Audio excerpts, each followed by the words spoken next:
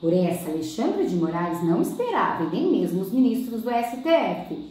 Vocês não vão acreditar quem resolveu contrariar eles? Gente, realmente os ministros devem ficar bem preocupados com essa situação. Foi ele, sabe quem? Rodrigo Pacheco, resolveu contrariar o STF. Lembrando que ele é presidente do Senado. Se de repente fica uma briga aí entre os ministros do STF e também o presidente da casa, ele pode sim pautar os impeachments, que estão vários pedidos lá, né? Só depende de Pacheco.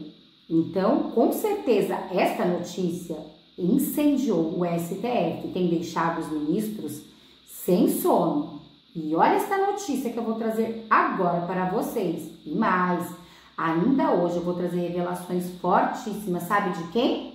O senador Eduardo Girão, sobre essa PEC de Rodrigo Pacheco e todo o desespero dos ministros do STF. Não percam, porque os vídeos de hoje estão imperdíveis e prometem incendiar o Palácio do Planalto, o STF, e vai deixar todos esses ministros e também o governo de Lula em pânico.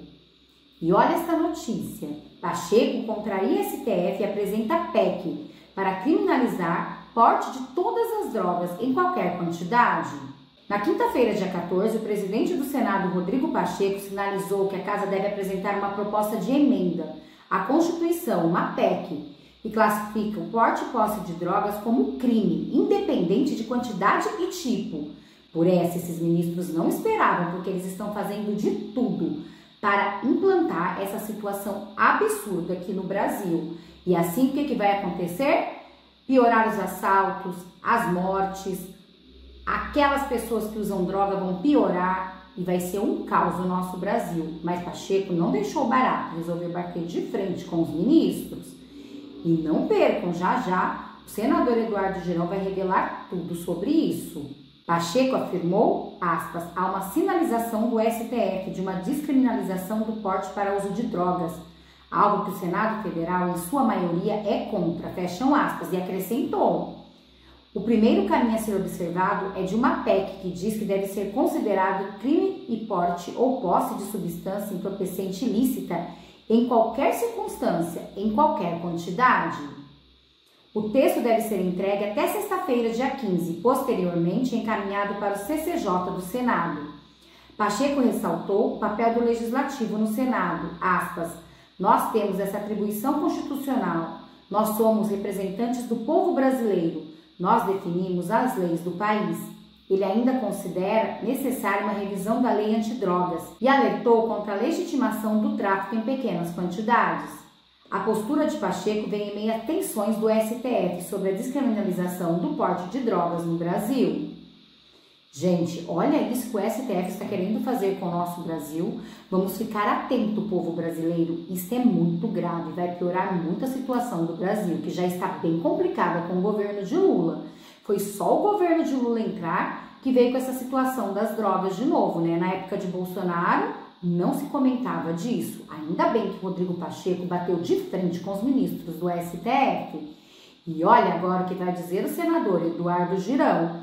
Vai deixar vocês chocados com essas revelações. E com certeza os ministros do STF desesperados. De prisão.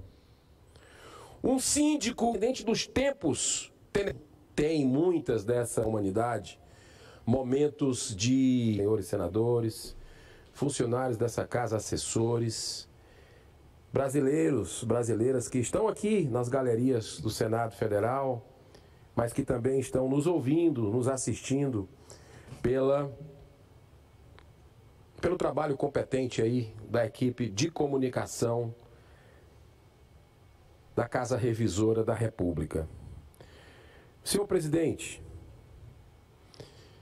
mais cedo aqui, às 10 horas, nós tivemos uma sessão sobre estoicismo, debatendo a escola do estoicismo, porque em momentos difíceis da humanidade, momentos de depravação, de degradação moral completa, ética, quando parece não haver luz no fim do túnel, a gente tem que lembrar que ciclos aconteceram na humanidade. Na história da humanidade, ciclos desses ocorreram. E onde é que foi beber lá na fonte? Foi beber a partir de grandes humanistas, pacifistas, na filosofia clássica. E o estoicismo tem muitas dessas referências para que possamos seguir em frente. Com muita resiliência, com muita coragem, com muita força, porque vai dar certo. Independente dos tempos tenebrosos, de trevas, de sombras que a gente vive, tem uma luz que brilha e que nós vamos sair dessa juntos, porque o destino dessa nação, eu não tenho a menor dúvida, Deus tem um plano, Jesus tem um plano para essa nação, que é para que ela esteja no topo do mundo, no coração do mundo, a pátria do Evangelho. Mas ou a gente aprende pelo amor ou aprende pela dor. O que a gente está vendo no Brasil, senhor presidente, e eu quero falar sobre isso, é um julgamento político, mais um em curso na nossa Corte Suprema. Prestem atenção que agora ele vai trazer tudo o que está acontecendo no nosso Brasil e tudo que o STF quer fazer. E também vai contar sobre essa PEC de Pacheco. Vejam o que vai dizer o senador. Até peguei aqui uma postagem de um dos palestrantes que veio hoje aqui, o Luiz Felipe Dávila, que ele colocou em sua rede social: Elise Matsunaga esquartejou o marido e escondeu o corpo. Pena, 16 anos de prisão. Um síndico sem noção que invadiu o Congresso Nacional, uma pena de 17 anos de prisão. Meu Deus. Se você pegar o caso daquele goleiro Bruno e da Elisa Samúdio, também é completamente desproporcional do que está acontecendo nesse julgamento, deixando muito claro que quem errou, quem invadiu, quem depredou, tem que ser punido com devido processo legal, com seus advogados tendo acesso aos autos, mas também de forma proporcional ao que preconiza a lei. Em primeiro lugar, esse julgamento não deveria estar acontecendo no Supremo Tribunal Federal. Verdade. Está errado. A Constituição do país tem que ser obedecida. Como pode pessoas que não têm foro privilegiado, não são políticos, não são pessoas públicas, realmente ir ser julgado no STF? Essas pessoas tinham que ser julgadas numa vara normal, civil normal. Elas não poderiam estar julgadas no STF. Pessoas que são julgadas no STF são somente políticos. Mas as coisas estão mudando no nosso Brasil. A Constituição já foi rasgada faz tempo. E olha agora o que vai dizer o senador. Era para estar na primeira instância. Por que essa usurpação desse poder que manda e desmanda nesse país, por omissão nossa? Verdade. Também é bom que se diga, eu como um dos 81 senadores, mas peço desculpa pela minha parte que me cabe à população brasileira, porque só existe esse avanço, só existe esse desrespeito ao parlamento, porque o Senado ainda não deliberou sobre um pedido de impeachment de um dos ministros. Verdade. Que tem aí mais de 6 dezenas engavetados, nunca deliberou, mas pelo menos começa a reagir quando o presidente dessa casa, Rodrigo Pacheco, numa invasão deliberada de competência do que nós já votamos aqui, eleitos por vocês, pelo povo brasileiro, para fazer esse trabalho. Quando a gente diz que a tolerância é zero na questão do porte de drogas, o STF vai lá e quer definir, liberar a quantidade para porte de droga. Ora, bolas, nós já fizemos esse trabalho aqui e o presidente Rodrigo Pacheco foi firme, e inclusive é o primeiro signatário de uma PEC, proposta de emenda à Constituição, para manter a tolerância zero, a criminalização do porte de droga. É assim que tem que ser feito. Foi assim que o povo brasileiro nos escolheu, com essas pautas que nós legislamos sobre isso 2 vezes em menos de 13 anos. Mas, senhor presidente, o problema desse país é a indicação política. Tenho dito isso e cada vez mais é cristalino, claro como o sol. indicação política para todo lugar, para tribunal, para tudo que é lugar. Dá nisso, fica a troca de favor. Pega na munheca. Fica aquele desejo de retribuir. Por que não deixar nós, o povo brasileiro, escolher os ministros do STF? Mas não, ele é indicado por quem? Pelos presidentes, e a maioria, tirando quem? Nunes Marques e André Mendonça, foi indicado por quem?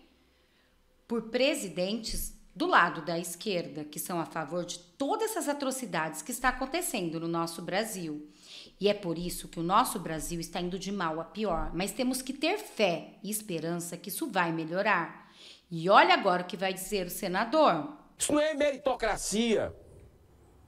E esse julgamento que começou na nossa Corte Suprema na última quarta-feira, dia 13 de setembro, os primeiros réus pelos atos de 8 de janeiro, a gente já viu ali nas primeiras sentenças que não restam dúvidas que o nosso Supremo está realizando um julgamento político, com a clara intenção de sinalizar para a repressão a mobilizações populares, mesmo sendo ordeiras e pacíficas.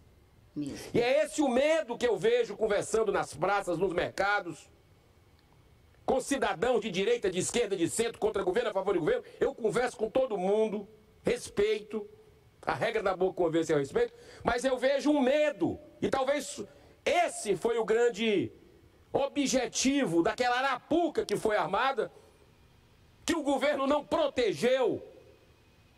E na CPMI está claro isso. Claro. O governo não protegeu o nosso patrimônio para que não tivesse nenhuma pessoa invadindo.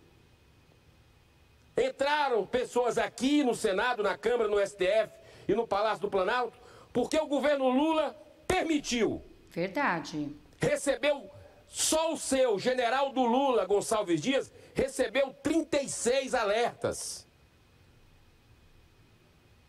36! Dizendo que o objetivo era destruir. Por que ele não colocou a guarda que estava à sua disposição? Mais de 200 homens. Ficou claro, general Penteado, general Dutra. Nós trouxemos aqui o pessoal da ABIN. O G. Dias veio também. Ficou claro que não trouxe as pessoas para defender. E eu fico muito preocupado com isso, porque os primeiros a serem julgados foram Aécio Lúcio Costa Pereira, Tiago de Assis Matar e Mateus Lima de Carvalho Lázaro.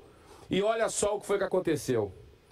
Aécio, com 51 anos de idade, era funcionário por 25 anos da Sabesp, Companhia de Saneamento de São Paulo, e também síndico do prédio onde residia.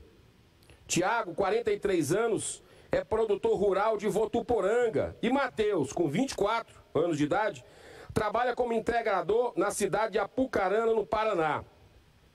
Todos sem nenhum antecedente criminal. Réu primário. Eis aí o resumo do perfil dos 30 primeiros perigosíssimos terroristas, segundo o STF. O relator dos casos, o ministro Alexandre de Moraes, decidiu pela condenação do primeiro réu, Aécio Pereira, a 17 anos de prisão. Além da multa de R$44 mil pelos 5 graves crimes.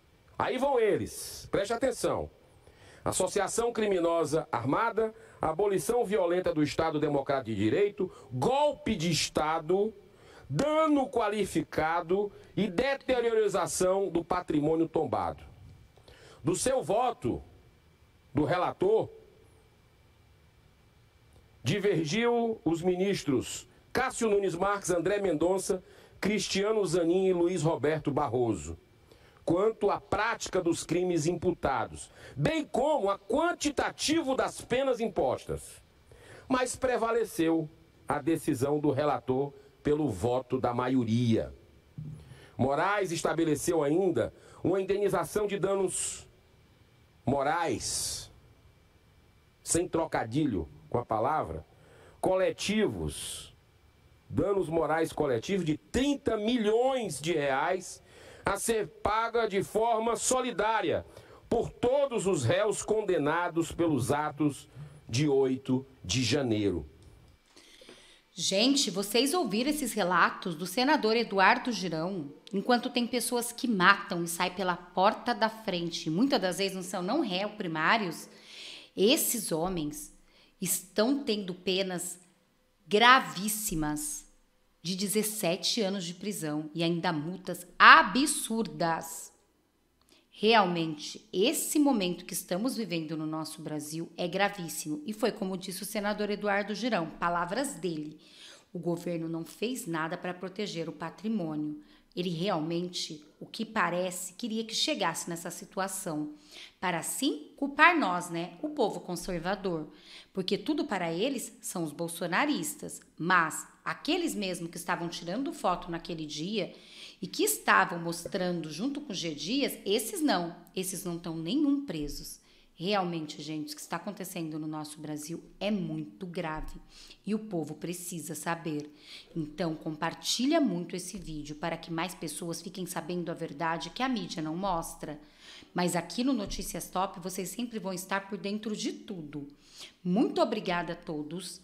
Eu vou ficando por aqui. Até daqui a pouco eu volto com mais vídeo, mais notícias e mais reacts para vocês.